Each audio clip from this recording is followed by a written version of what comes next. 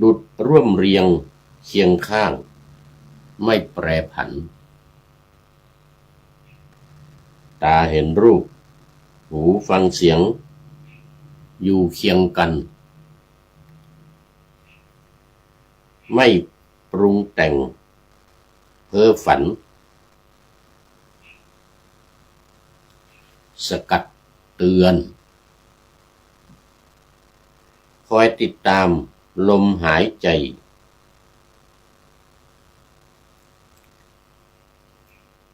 ไม่ห่างหายไม่หยุดนิ่ง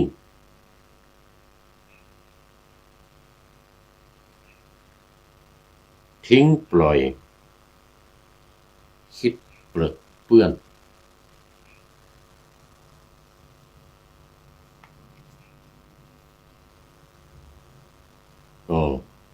คอยติดตามลมหายใจ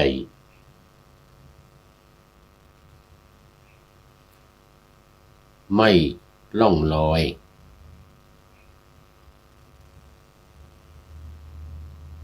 ไม่หยุดนิ่งทิ้งปล่อยคิดเปรอะเปื้อน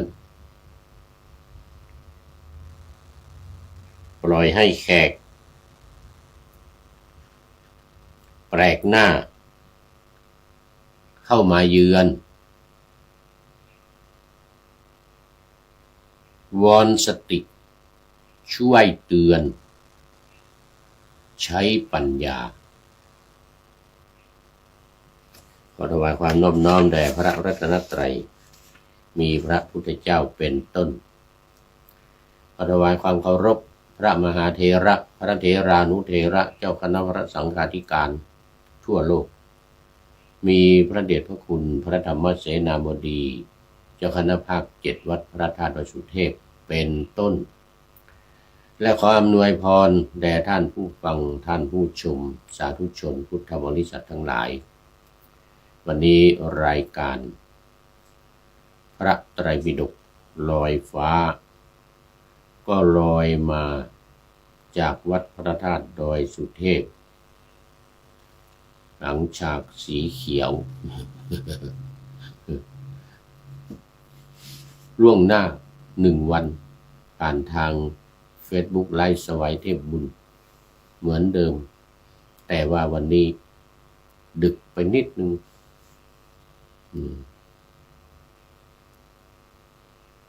เพราะว่าตอนนี้4 ทุ่มแล้ว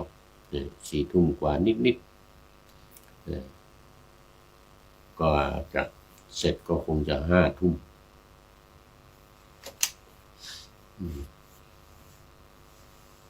ก็ไม่เป็นไรแน่นอนก็คือ FC ทั้งหลายมวยกระลอกเขาเรียกมวยกระลอกไปหมดแล้วผู้พูดนี้ก็ตายกจะไม่ขึ้นแล้วแต่เนื่องจากว่าต้องทำไว้ล่วงหน้าวันพรุ่งนี้ตอนเช้ามันหลายอย่างไม่มีเวลาทำพอหลังจากไปทำวัดสวดมนต์เสร็จเรียบร้อยนี่ก็ต้องไปเจาะเลือดนะไปเจาะเลือดให้หมอดู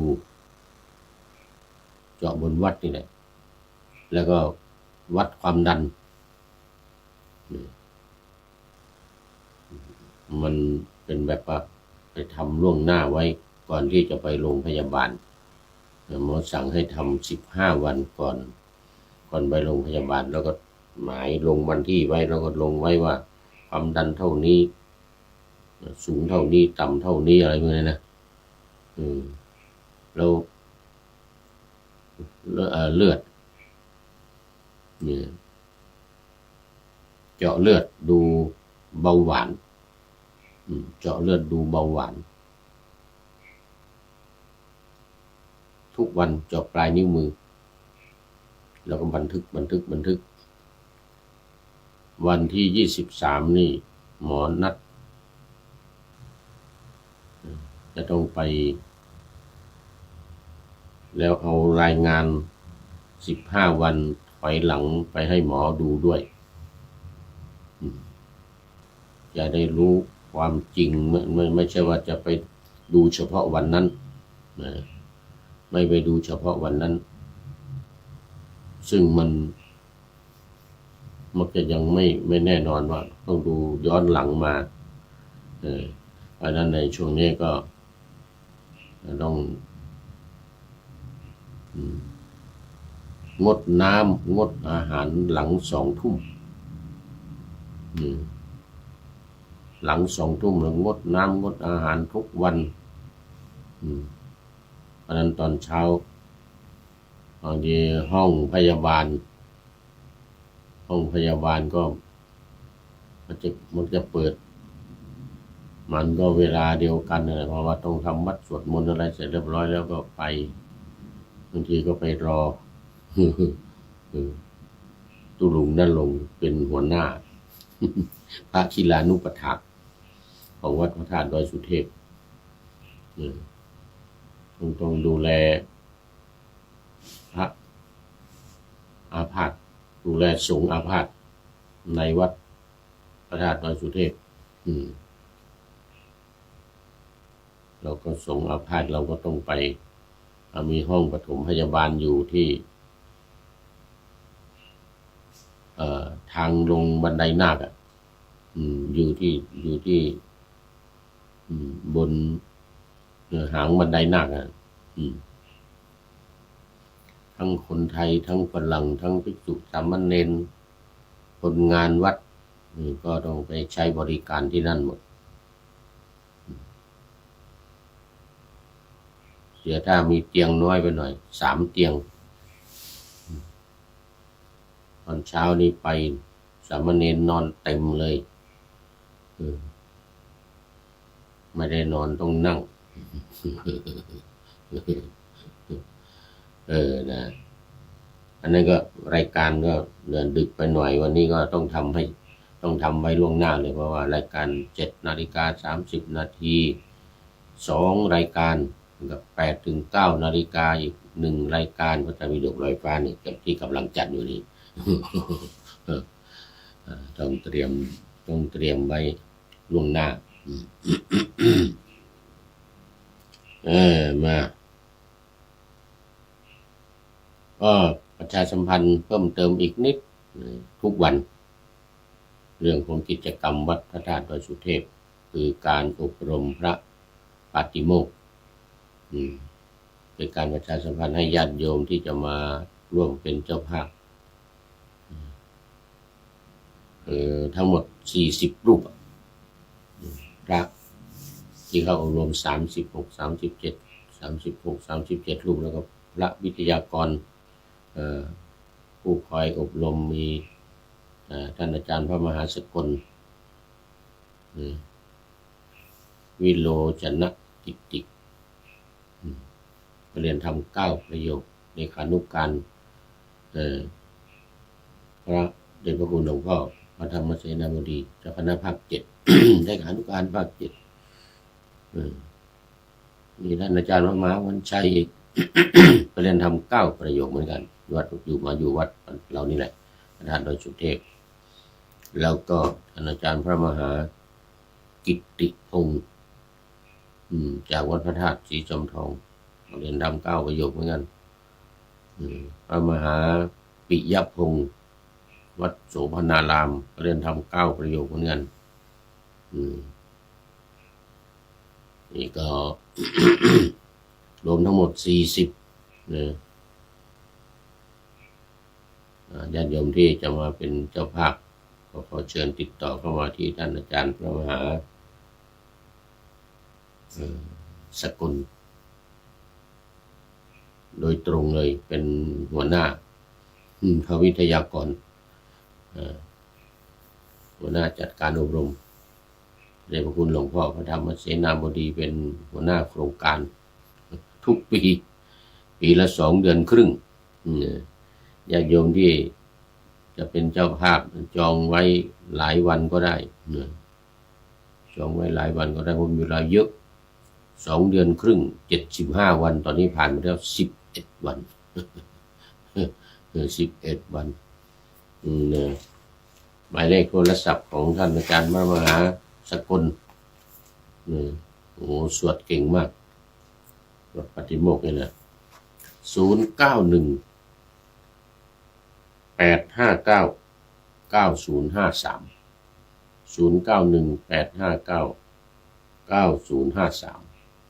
อ๋อติดต่อเข้ามาโดยตรงเลยเป็นเจ้าภาพภัตตาหารเช้าเพลนี่ก็วันละ 3,000 บาทน้ำปานะตลอดวัน 1,000 บาทหรือตามเจตนาศรัทธากำลังศรัทธากำลังทรัพย์ของท่านตามอัธยาศัยมาได้ก็อยากจะให้มาประเคนด้วยตัวเองเดี๋ยวจะได้มาเห็นพระท่องสวดปาฏิโมกข์โอ้โหท่องกันหูดับตับแตกตอนแรกก็รวมตัวกันอยู่ที่ห้องประชุมใหญ่ปรากฏว่าเสียงมันดังรบกวนกันไม่มีสมาธิคราวนี้เลยกระจายทีเนี่ยกระจายออกไปทั่ววัดเลยแต่ว่าเวลาสอบเวลาทบทวนเวลาสอบกับอาจารย์ก็ต้องมารวมกันที่ห้องประชุมใหญ่ห้องประชุมใหญ่ของวัดพระธาตุดอยสุเทพ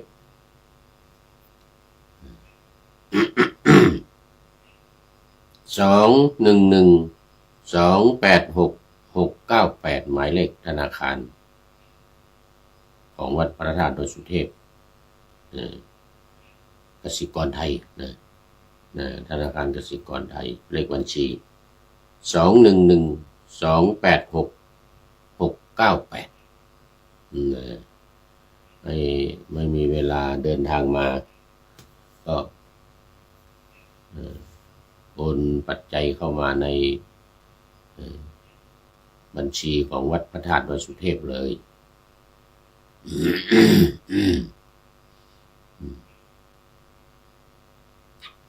นี่ก็กำลังรวบรวมอยู่เดี๋ยวจะได้เอารายนามเจ้าภาพมาประกาศประชาสัมพันธ์กันต่อไปตอนนี้ท่านอาจารย์พระมหาสกลก็ไปตรวจข้อสอบประโยค9นู่นกรุงเทพมหานครน่าจะเสร็จละชุดสุดท้ายละข้อสอบตั้งแต่นักปริญญาประโยค1-2ปริญญาธรรม3ประโยคถึง9ประโยคตรวจข้อสอบกันที่กรุงเทพตอนนี้ที่เห็นลงเฟซมาอยู่ เห็นลงเฟซมาแต่ทีนี้ก็มีอาจารย์พระมหากิตติพงศ์อาจารย์มหาวันชัยมหาปิยพงศ์ปริญญาธรรม9ประโยคทั้งนั้นสวดปาฏิโมกข์กันเก่งๆทั้งนั้นเลยเอาละตอนนี้ก็เข้ามาสู่เนื้อหาสาระของธรรมะในรายการพระไตรปิฎกลอยฟ้ากันเลยเดี๋ยวโอเอวิหารลายไปมากจะได้น้อยตอนนี้ยังอยู่เอตทัคคะเรื่องเอตทัคคะความเป็นเลิศของภิกษุภิกษุณีอุบาสกอุบาสิกาบริษัท4ที่ได้รับการยกย่องว่าเป็นเลิศในทางใดทางหนึ่งเนี่ยนะฝ่ายภิกษุผ่านไปหมดแล้วเนี่ยภิกษุณีผ่านไปหมดแล้วอุบาสกเหลือ1เมื่อวานนี้ถึงหมอชีวกโกมารพัฒน์ที่สร้างชีวกัมพวันเนี่ยนะหมอชีวกเป็นเลิศทางด้านชุมเป็นที่รักของปวงชนเป็นที่รักของปวงชนเลยชีวกโกมารพัฒน์นี่นะและวันนี้ยังค้างอีก1ในหมวด6 นะหมวด6หมวดย่อยนะหมวดย่อยหมวด6ซึ่งมีทั้งหมดก็10คนอุบาสกนี่10 คนนะอุบาสิการู้สึกจะ11นะ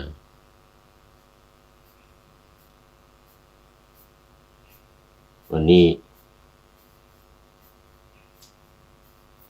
จะมาเริ่มเอาอุบาสกอีก1 คนที่ค้างเมื่อวานต่อจากหมอชีวกโกมารพัฒน์วันนี้ก็ณกุลปิตาขหบดีณกุลปิตาขหบดีมีไม่ค่อยคุ้นนะณกุลปิตานี่นะมาในข้อ257เป็นคนสุดท้ายเป็นคนที่10ของวรรคที่6ที่ว่าด้วยอุบาสกแล้วต่อไปจะเป็นอุบาสิกาภิกษุภิกษุณีอุบาสกแล้วก็อุบาสิกาที่เป็นเลิศในทางต่างๆที่ได้รับการยกย่องจากพระพุทธเจ้าได้รับการยกย่องจากพระพุทธเจ้า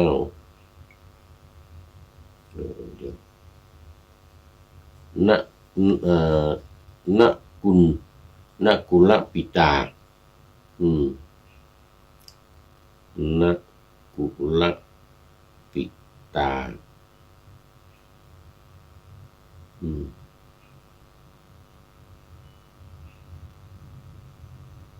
ณกุลปิตาขหบดี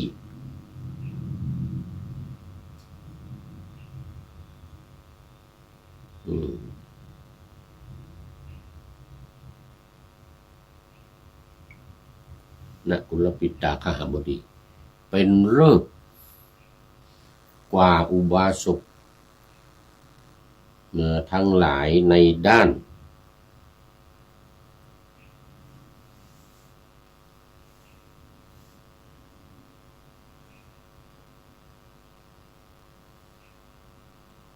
มีความคุ้นเคยหรือเป็นผู้ที่สร้างความคุ้นเคยเนี่ยได้ดีที่สุดกับคนทั้งหลายเนี่ยเขาเรียกว่ามีมนุษย์สัมพันธ์ดีเป็นผู้ที่มีอัธยาศัยเรียบร้อยน่ารักเข้าคนได้ง่าย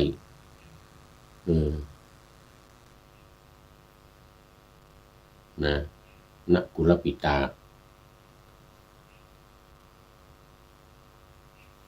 เป็นอุบาสกชาวเมือง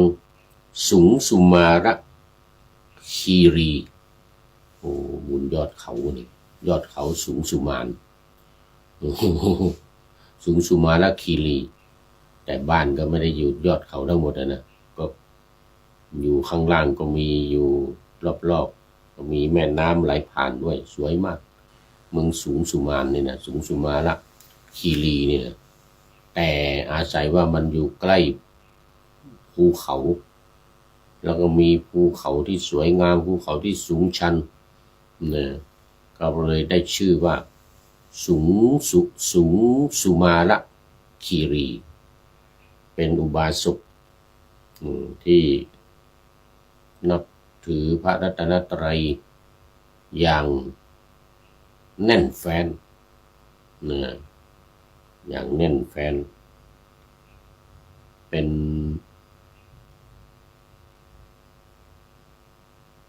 อริยบุคคลขั้นโสดาบัน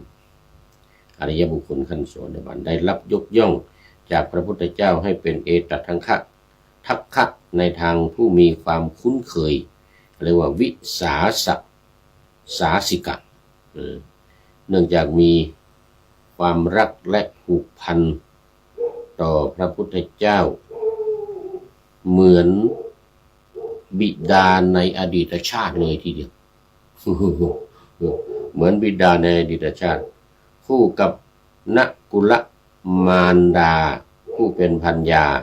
ซึ่งเป็นแบบอย่างคู่สามีภรรยาที่ซื่อสัตย์ยั่งยืนไม่มีกิ๊กเรียกว่าไว้ใจได้ไว้ใจได้ก็สร้างความคุ้นเคยกับคนทั้งหลายในครอบครัวหรือในหมู่บ้านใน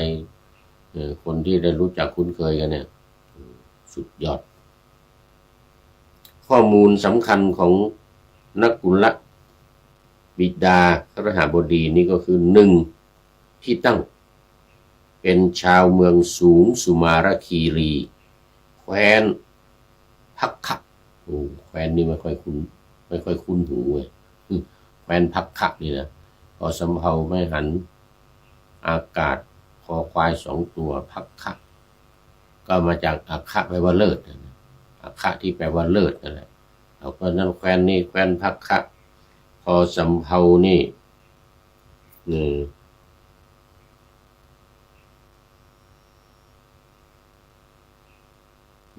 ไม่ใช่มาจากอะไรเลยอันนี้ข้อที่1ที่ตั้ง2การบรรลุธรรมบรรลุเป็นโสดาบันหลังฟังพระธรรมเทศนาฟังครั้งแรกครั้งเดียวแต่อย่างว่าบารมีมาถึงแล้วตี4ก็เข้ามาในข่ายของพระพุทธเจ้าแล้วมันแน่นอน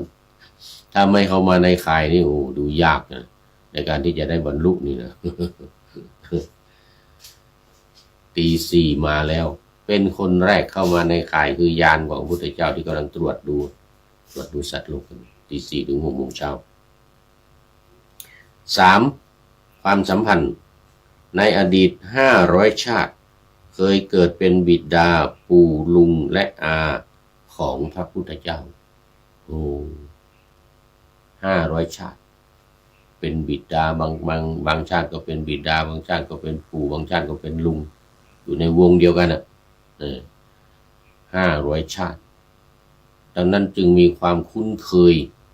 กับพระพุทธเจ้าเป็นกรณีพิเศษนี่เรื่องมันบางทีก็เป็นอาบางทีก็เป็นบิดาเลยทีเดียวเป็นปู่เป็นลุงกันในจำนวน500 ชาตินั้น4ความคุ้นเคยสามารถพูดคุยกับพระพุทธเจ้า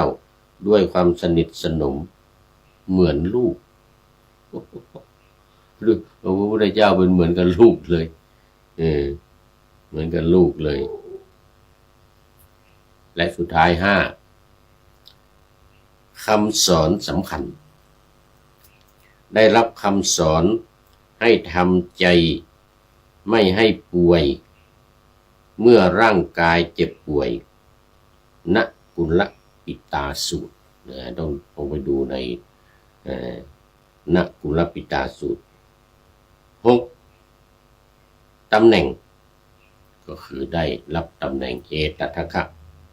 ผู้เลิศในทางมีความคุ้นเคยตั้งแต่พระพุทธเจ้าลงมาคุ้นเคยหมดโดยเฉพาะพระพุทธเจ้าเพราะว่าเคยในอดีตชาติเคยเป็น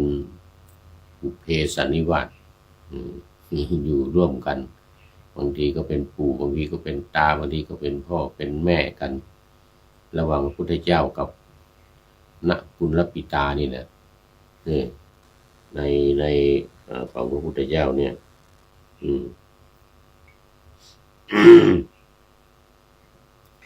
ดังนั้นก็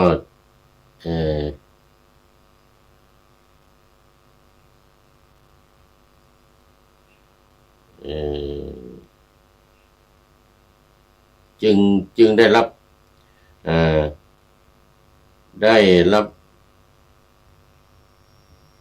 การยกย่องการยกย่องจากพระพุทธเจ้า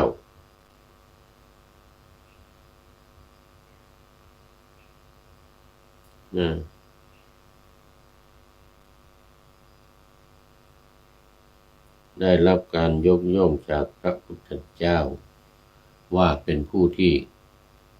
สามารถเป็นกรณีพิเศษเป็นเลิศเนี่ยเป็นเลิศเลยทีเดียวในเรื่องทำความคุ้นเคยกับคนทุกคนทุกหมู่เหล่าทั้งหญิงทั้งชายทั้งเด็กทั้งผู้ใหญ่เป็นคนที่น่ารักนะถ้าเห็นนักกุลปิตาข้าบดีนี่ก็ใครๆก็รักหลงไหลใฝ่ฝันพูดจาอ่อนหวานทักทายปราศัยจิตวิทยาอย่างนี้เลยเรียกว่ามีจิตวิทยาคือคนมีจิตวิทยา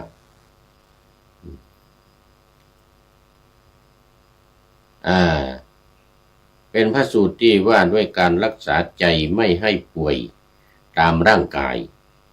ปรากฏอยู่ในพระไตรปิฎกเล่มที่17พระสุตตันตปิฎกสังยุตตนิกายขันธวารวรรคโดยมีเนื้อหาสำคัญดังนี้ในเล่มที่17นะ15 ถึง 19สังยุตตนิกาย5เล่มขันธวารวรรค1ที่มาและเหตุการณ์ณกุลปิตาคหบดีซึ่งในขณะนั้นมีวัยชราร่างกายกระสับกระส่ายและเจ็บป่วยเป็นประจำได้เข้าไปเฝ้าพระพุทธเจ้าและทูลขอกำลังใจหรือข้อธรรมที่ช่วยให้ตนมีความสุขแม้ในยามที่สังขารร่างกายโรยร่วงโรยใกล้จะตายอย่างนี้นะสุขภาพร่างกายไม่ไหวแล้วเนี่ยแต่มีธรรมะรักษาใจไม่ให้ป่วยไม่ให้เป็นไปตามร่างกายแม้ว่าร่างกายจะป่วยจะเจ็บจะป่วยจะแก่ชรายังไงก็ตามนะแต่ใจไม่แก่ใจไม่เจ็บไม่ป่วยนี่เขาเรียกว่ารักษาจิตการรักษาจิตรักษาใจให้เป็นปกติไม่เอ็นเอียงไปทางนี้ไม่เอ็นเอียงไปทางนี้ไม่ไปทางใดทางหนึ่งอันนี้เป็นประการที่1 2หัวใจของพระสูตรกายป่วยแต่ใจไม่ป่วยนี่เป็นหัวใจเลยเป็นหัวใจเลยพระพุทธเจ้าได้ประทานโอวาทสั้นๆที่เป็นหัวใจสำคัญว่าท่านฟังศึกษาอย่างนี้ว่าเมื่อเรามีกายกระสับกระส่ายอยู่จิตเราจะไม่กระสับกระส่ายเคล็ดลับอีกนิดเดียวปล่อยให้ร่างกายมันกระสับกระส่ายไปมันเจ็บป่วยนี่เป็นโรคนั้นโรคนี้แต่จิตใจไม่กระสับกระส่ายตามไปด้วยใจไม่กระสับกระส่ายตามไปด้วยนะเดี๋ยวก่อน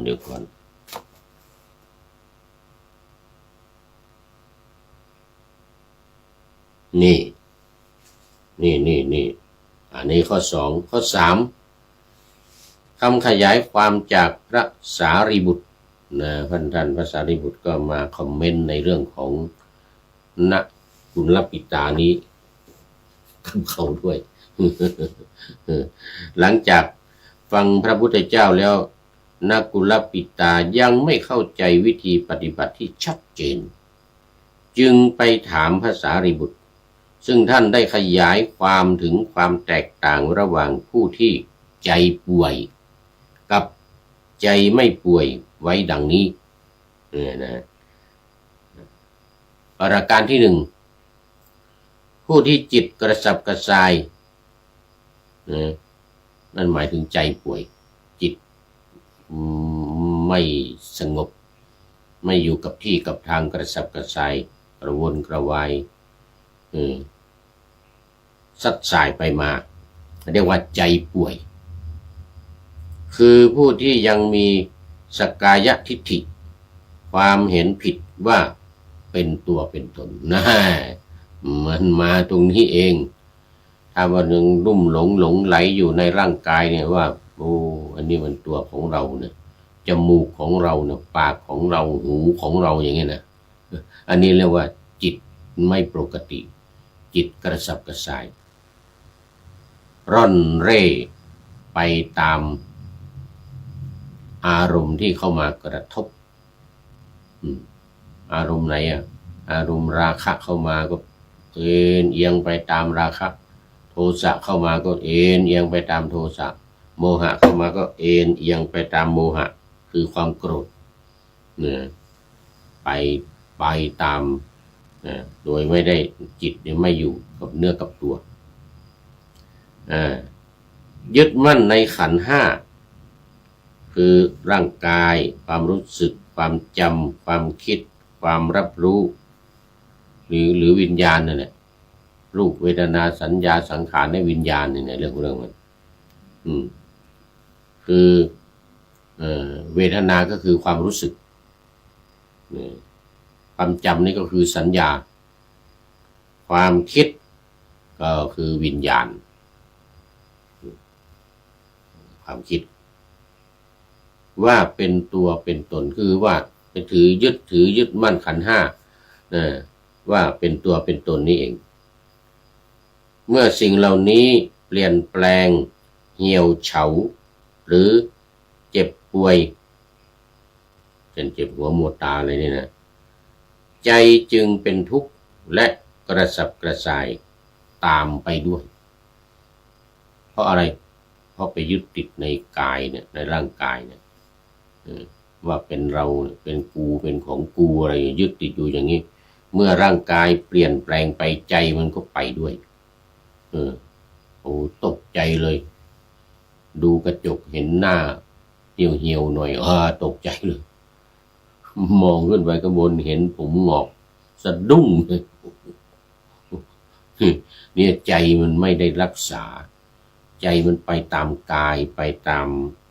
สิ่งที่เกิดขึ้นความเปลี่ยนแปลงที่เกิดขึ้นโอ้ยกำลังวังชาแข็งแรงแข็งขันเมื่อ10 ปีก่อนเนี่ยนะตอนนี้เป็นไงยกขาไม่ขึ้นไม่มีเรี่ยวไม่มีแรงไปไหนก็ต้องนั่งรถเข็นให้คนเข็นไป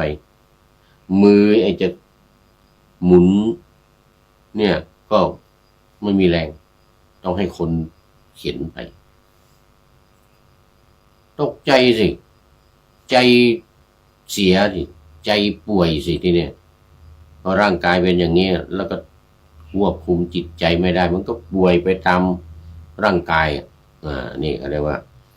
ไม่สามารถในการที่จะระงับได้แต่อุบาสกคนนี้แม้อายุมากเท่าแก่เท่าชแลแก่ชรามีความสามารถในการที่จะควบคุมใจไม่ให้ป่วยไปตามร่างกายได้อย่างนี้เลยอย่างนี้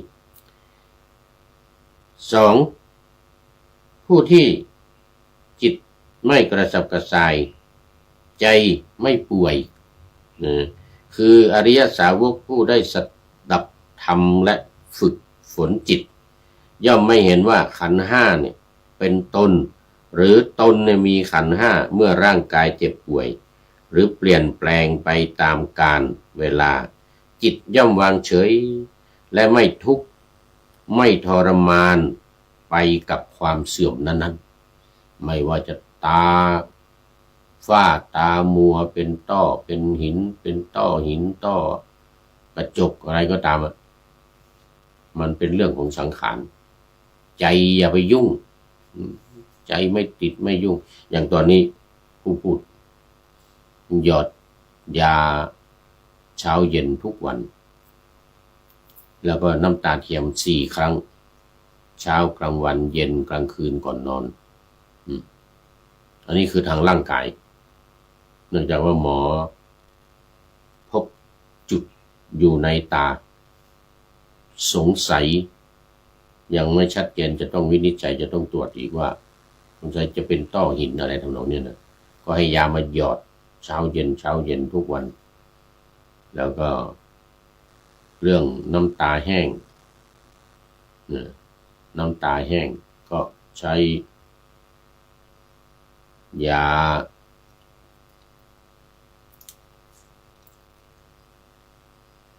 น้ำตาเทียม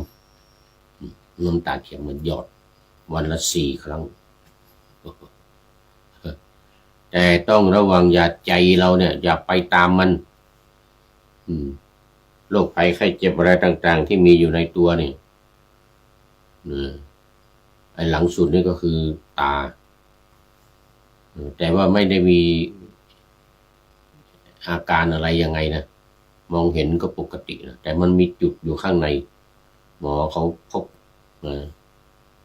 เป็นจุดแดงจุดดำคล้ายๆเลือดเหมือนกันนะก็เกรงว่ามันจะเป็นต้อหินนี่ก็นู่นหมอนัดเดือนเมษานู่นวันที่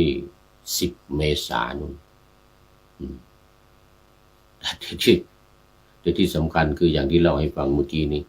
วันที่23นี้ต้องไปเรื่องเบาหวานความดันอะไรโรคอะไรต่างๆพวกนี้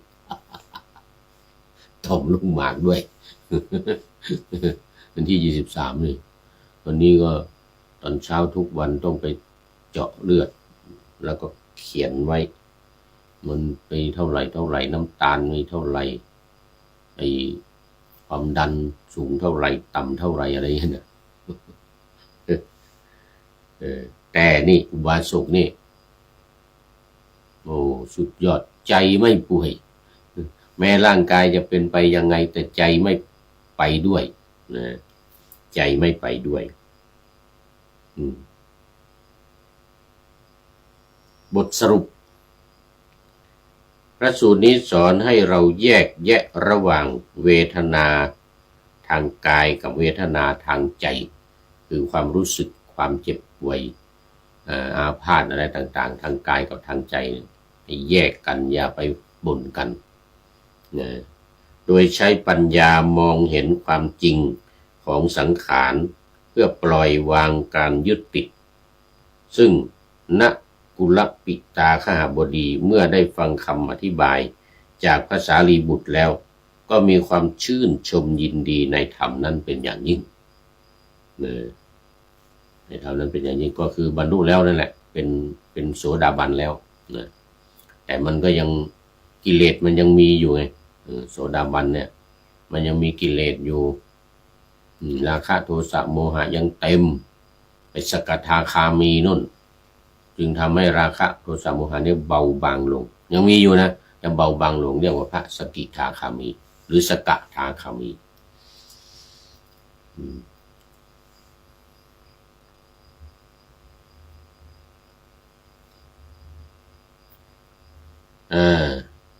การแยกกายกับจิต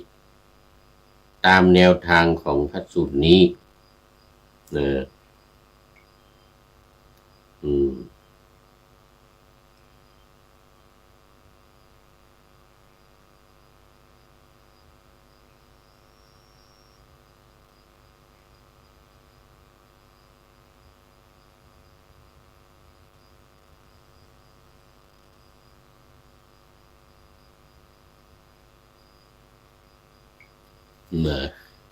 โอ้นี่เป็นเรื่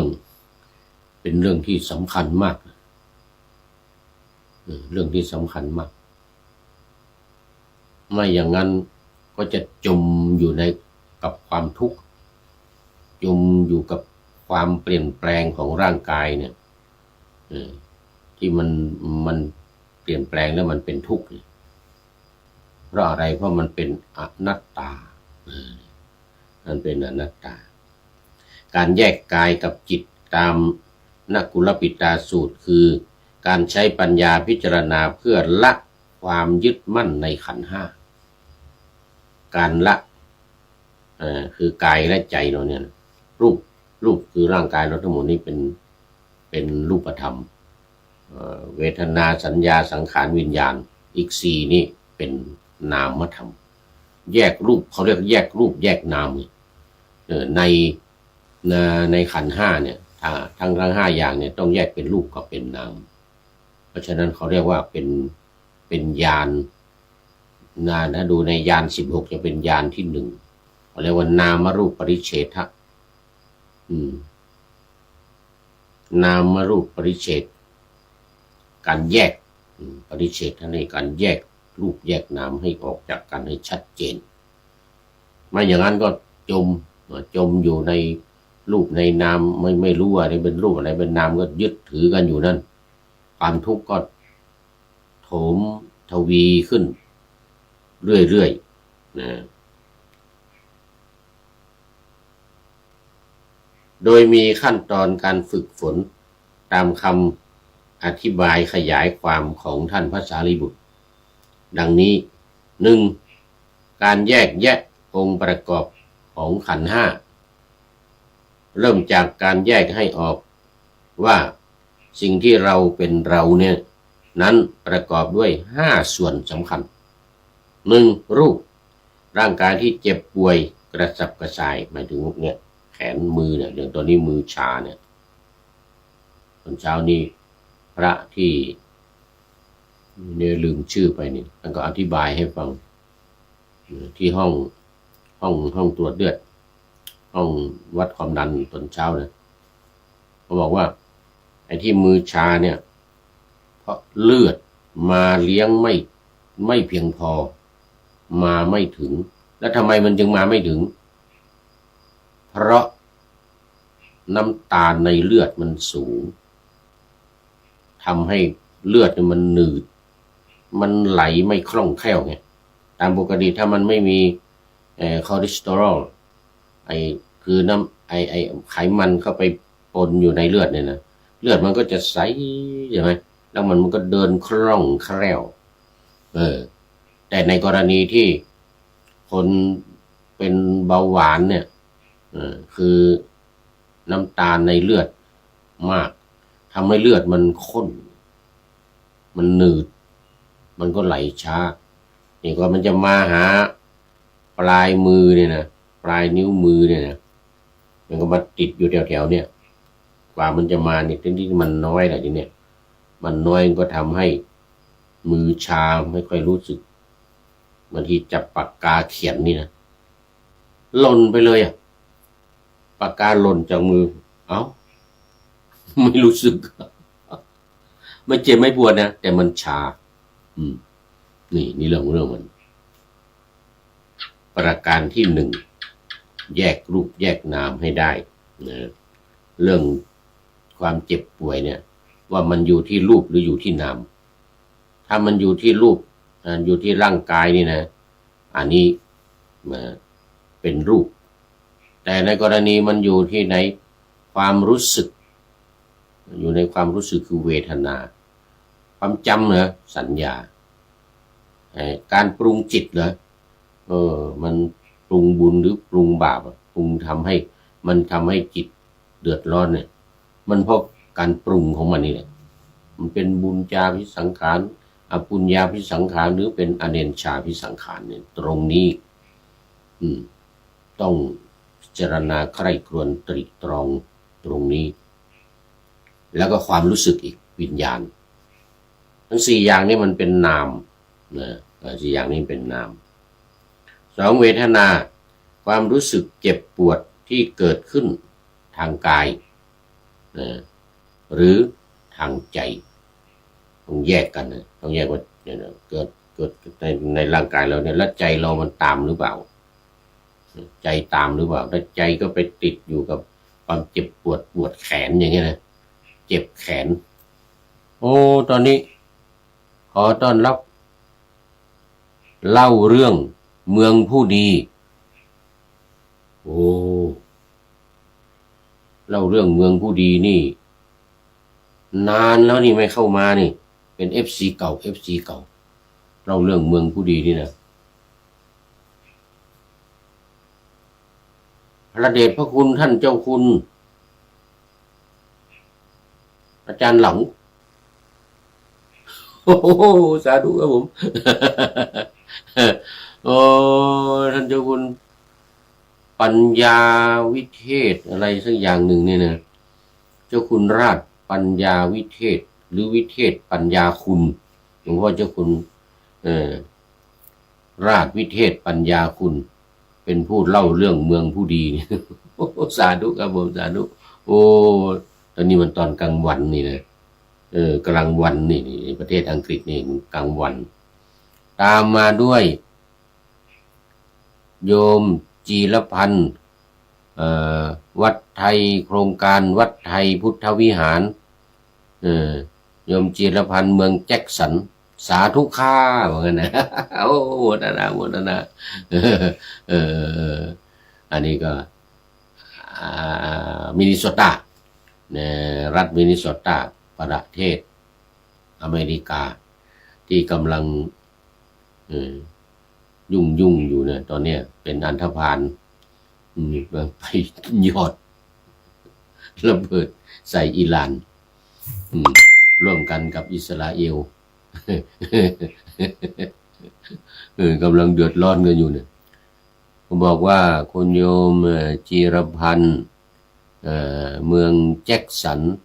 บอกว่าสาธุค่ามันนะโอ้โหโมทนานี่ก็มันดึกแล้วนี่มันจะ5 ทุ่มแล้วที่นี่นะนี่ตายกจะไม่ขึ้นแล้ว ตายกจะไม่ขึ้นกำลังดูเอตัทคะของนกุลปิตาขหบดีแล้วก็เล่าเกี่ยวกับความเก่งกาจความเป็นเลิศของนกุลปิตาขหบดีวันนี้นะสัญญาก็เหมือนกันความจำหมายในร่างกายหรือความเจ็บที่มันเกิดขึ้นในร่างกายอย่างใดอย่างหนึ่งนะสังขารความคิดปรุงแต่งต่อความเจ็บเช่นเราเจ็บมากเราเจ็บน้อยเจ็บจังนะทำไมต้องเป็นเรากับการปรุงจิตของเราเป็นไปต่างๆนานาถ้าปรุงในทางดีก็เรียกว่าปุญญาภิสังขารก็ดีจะได้สบายๆถ้าเกิดเป็นอปุญญาภิสังขารในที่นี้มันไม่สุขแล้วไม่มีบุญแล้ว หรือมันเป็นกลางอเนนชาภิสังขารก็เพราะว่านะส่วนวิญญาณนี่การรับรู้ความรู้สึกเหล่านั้นผ่านทางประสาทสัมผัสตัวนี้ก็สำคัญเหมือนกันรู้ส่วนต่างๆของร่างกายอย่างนี้แล้วก็มาเข้าสู่วิธีปฏิบัตินะวิธีปฏิบัติก็เห็นแต่ไม่ยึดนี่คือวิธีปฏิบัติคือไม่ไปยึดไปถือมันไม่ไปยึดไปติดมันก็คือปล่อยเขาเรียกว่าทั้งรูปเวทนาสัญญาสังขารวิญญาณเนี่ยอย่าไปยึดไปติดถ้าไปยึดก็คือทุกข์ถ้าปล่อยก็คือปล่อยทุกข์ออกไปไม่ไปยึดไปถือตรงนี้เป็นวิธีปฏิบัติที่สำคัญมากนะก็มันมีหน้าที่เห็นนะตามันจะต้องเห็นนะหูจะต้องได้ยินเสียงจมูกจะต้องได้กลิ่นลิ้นของเรานี่จะต้องได้รสอาหารกายของเรานี่มันต้องสัมผัสไงสัมผัสกับลมแสงแดดดินฟ้าอากาศสัมผัสกับสิ่งของที่มากระทบใจไอ้ใจมัน จะคิดยังไงเมื่อมีการสัมผัสทางตาทางหูทางจมูกทางลิ้นทางกายทางใจตรงนี้แหละเป็นตรงสำคัญมันมีความรู้สึกยังไงและการที่จะเข้าไปยึดไปถือในความรู้สึกนั้นน่ะมันจึงทำให้เกิดความทุกข์มันจึงทำให้เกิดความทุกข์นี่แหละใจเข้าไปยึดไปติดถ้าไปตัดในเรื่องของความยึดติด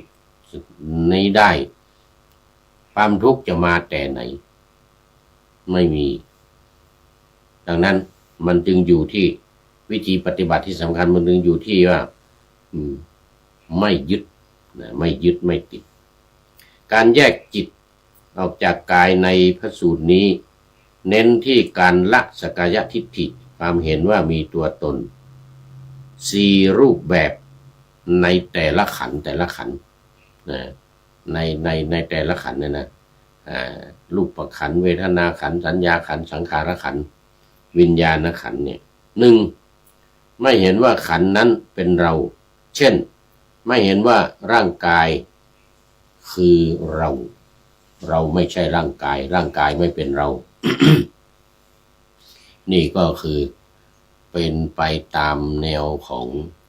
อนัตตลักขณสูตรต้องไปนึกถึงอนัตตลักขณสูตรนะ2ไม่เห็นว่าเราเนี่ยมีขันธ์นั้นไม่ว่าจะเป็นรูปเป็นเวทนาเป็นสัญญาสังขารวิญญาณไม่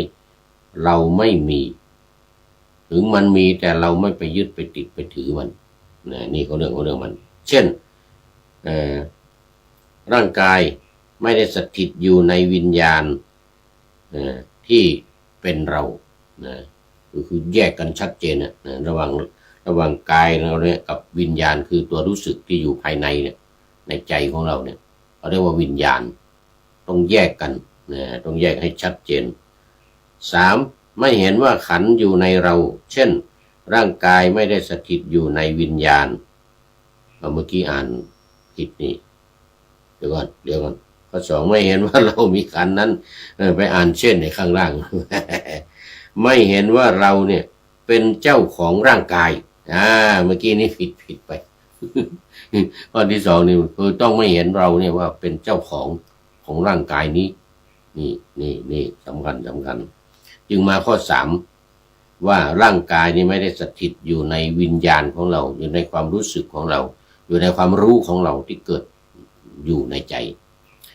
4ไม่เห็นว่าเราเนี่ยอยู่ในขันธ์เช่นไม่เห็นว่าเราเนี่ยซ่อนอยู่ในขันธ์หรือในร่างกายเนี่ยไม่มีไม่เห็นไม่มีมันเป็นของว่างมันเป็นของว่างเปล่าดังนั้นลักษณะทั้ง4อย่างนี้จึงเป็นส่วนสำคัญในการที่ว่าจะไม่ให้ไปยึดติดในร่างกายนี้ว่าเป็นเราเป็นของเราแม้แต่ความรู้สึกแม้แต่ความจำแม้แต่ความปรุงจิตหรือความรู้ในภายในก็ไม่ใช่ของเราไม่ใช่ตัวเราไม่ใช่เราเนี่ยต้องอย่างนี้มันจึงจะแยกกายกับจิตออกจากกันแล้วความทุกข์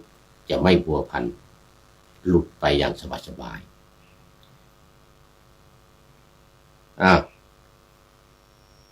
มาลักษณะข้อ3การฝึกสังเกตในชีวิตประจำวันตามหลักปฏิบัติทั่วไปที่สอดคล้องกับพระสูตรนี้สามารถฝึกได้ดังนี้ 1. สร้างผู้รู้คือฝึกสติให้เป็นผู้สังเกตการดูร่างกายที่กำลังเคลื่อนไหวหรือเจ็บป่วยโดยแยกฝั่งระหว่างกายที่ถูกรู้กับจิตที่เป็นตัวรู้นั่นก็คือแยกกายกับจิตนั่นเองเนี่ยเรื่องมัน 2. เมื่อความเจ็บมาถึงให้มองว่าความปวดคือสิ่งที่จิตไม่รับรู้ไม่ใช่เราที่ปวดเพื่อให้ใจไม่กระสับกระส่ายตามกายที่กำลังทรุดโทรมหรือเป็นไปอย่างใดอย่างหนึ่งจิตเราไม่ยึดติดไม่ไปพัวพันอยู่ในกายเพราะว่ามันต้องแยกกันจิตข้อที่1กายข้อที่1จิตอยู่ข้อสุดท้ายข้อวิญญาณนี่คือจิตเพราะฉะนั้นต้องแยกรูปนามเนี่ยให้ชัดเจนให้ออกจากกันให้ได้สรุปสั้นๆกายคือบ้านที่กำลังพังแต่เราคือผู้อาศัยที่ต้องไม่ตกใจไปกับบ้านที่กำลังพังนั้นการแยกในที่นี้จึงไม่ใช่การถอดจิตแต่เป็นการแยกความรู้สึกยึดมั่นออกจากสังขารเอาละวันนี้หมดเวลาพอดีดูไปดูมา ดูไปดูมาหมดเวลาคุณโยมจีรพันธ์เป็นท่านสุดท้ายในวันนี้แล้วก็เล่าเรื่องเมืองผู้ดีเป็นท่านแรกเนื่องจากว่ามันจีนเมืองไทยนี่ FC ไม่มีเลยนี่มีแต่ต่างประเทศนี่ โอ้สาธุขอบคุณมากท่านอาจารย์เจ้าคุณราชเนี่ยเจ้าคุณราชอาจารย์มหาเหลาในถ้าเราจะไปดูเรื่องเมืองผู้ดีเนี่ยต้องดูโปรไฟล์ของท่านอาจารย์เจ้าคุณอาจารย์เจ้าคุณเหลาเจ้าคุณมหาเหลาเจ้าคุณราชพิเทศปัญญาคุณโอ้สาธุขอบคุณไปอย่างยิ่งวันนี้อ้าวมาดูข้อคิดท้ายรายการอีกนิดนึงนะวันนี้ว่าเรื่องลมหายใจก็คือเรื่องกายกับใจเนี่ยนะเรื่องลมหายใจนี่บอกว่ามีเพื่อนแท้ลมหายใจไร้กังวลคือลมหายใจเราเนี่ยเป็นเพื่อนของเราคือถือว่าลมหายใจเป็นเพื่อนแท้ของเราก็นึงอันนี้โดยส่วนใหญ่จะเป็นผู้ที่ปฏิบัติอานาปานสติมีเพื่อนแท้ลมหายใจไร้กังวลคือหนทางสร้างกุศลอันผ่องใสอานาปานสติเป็นเพื่อนรักใกล้ชิดติดตามไปทั้งยามตื่นหรือหลับไหลไม่ทิ้งกันจดจ่อลมหายใจไม่ทิ้งขว้างคือลมหายใจเข้าหายใจออกเรานี่นะดุจร่วมเรียงเคียงข้างไม่แปรผันตาเห็นรูปหูฟังเสียงอยู่เคียงกันไม่ปรุงแต่งเพ้อฝันสกัดเตือนนี่ก็คือไม่ไปยึดมั่นถือมั่นเหมือนที่ว่าเมื่อกี้นี้คอยติดตามลมหายใจไม่ล่องลอยไม่ให้มันล่องลอยไปเนี่ยนะไม่หยุดนิ่งทิ้งปล่อยคิดเปรอะเปื้อนปล่อยให้แขกแปลกหน้าเข้ามาเยือนวอนสติช่วยเตือนใช้ปัญญานี่นอกจากว่าจะไม่ยึดมั่นถือมั่นแล้วต้องมีสติแล้วก็ใช้ปัญญาคอยควบคุมขอบคุณพิสิทธิ์ศรีวิไลเนี่ยเจ้าของข้อคิดบทประพันธ์นี้ไว้ในที่นี้เป็นอย่างยิ่งขอนำพระไตรปิฎกลอยฟ้าไปจากผู้ฟังทั้งหลายในโลกล่าวันต่อไปจะได้จรย้อนกลับมาสู่สถานีใหม่ให้ท่านฟังอย่าลืมเปิดวิทยุหรือเครื่องรับโทรศัพท์โมบายคอมพิวเตอร์ผัง YouTube เฟซเพจไลน์ให้